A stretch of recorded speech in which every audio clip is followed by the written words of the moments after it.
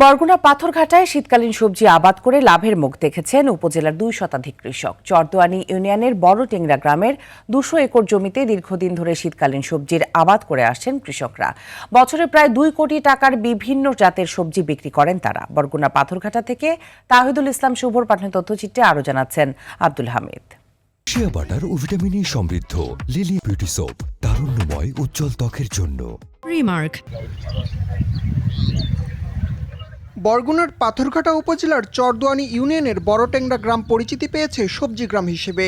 শীতকালীন ফুলকপি, বাঁধাকপি, শালগম, টমেটো, সিম, ব্রোকলি, বিট সহ বিভিন্ন জাতের সবজি চাষ হয় গ্রামটিতে। লাভবান হওয়ায় গ্রামের অনেকেই ঝুঁকছেন সবজি চাষের ওপর। স্বাবলম্বী হতে পেরে খুশি কৃষকরা। আমি বেগুন চাষ করি, টমেটো চাষ করি, সিমি চাষ করি, বাঁধাকপি চাষ করি, রেড বিট চাষ করি। আল্লাহ দিলে ভালো লাভবান।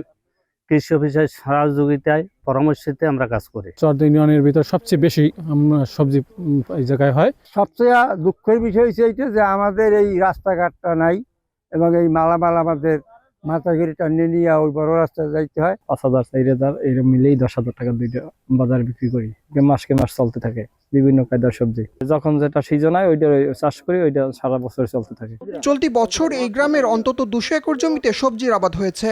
সাফল্য ধরে রাখতে কৃষকদের সব ধরনের সরকারি সহায়তা প্রদানের কথা জানান উপজেলা কৃষি কর্মকর্তা। বিভিন্ন ধরনের শীতের যে আগাম সবজি আছে এটা দীর্ঘদিন যাবত তারা চাষ করে আসতেছে এবং এখানে কৃষক যারা আছে তারা উদ্বুদ্ধ হয়ে কৃষি বিভাগের পরামর্শ অনুযায়ী তারা বিষমুক্তভাবে সবজি উৎপাদন করতেছে। এখানে পাথরঘাটা স্থানীয়ভাবে তাদের বাজারে উৎপাদিত সবজির বাজার চাহিদাও ভালো পাচ্ছে। যাতায়াত সুবিধা, ন্যায্য মূল্য নিশ্চিত সহ সরকারি সুযোগ সুবিধা বৃদ্ধি করলে উপজেলায় সবজির আবাদ আরও বাড়ার সম্ভাবনা রয়েছে বলে জানান স্থানীয়রা। আব্দুল হামিদ, RTV।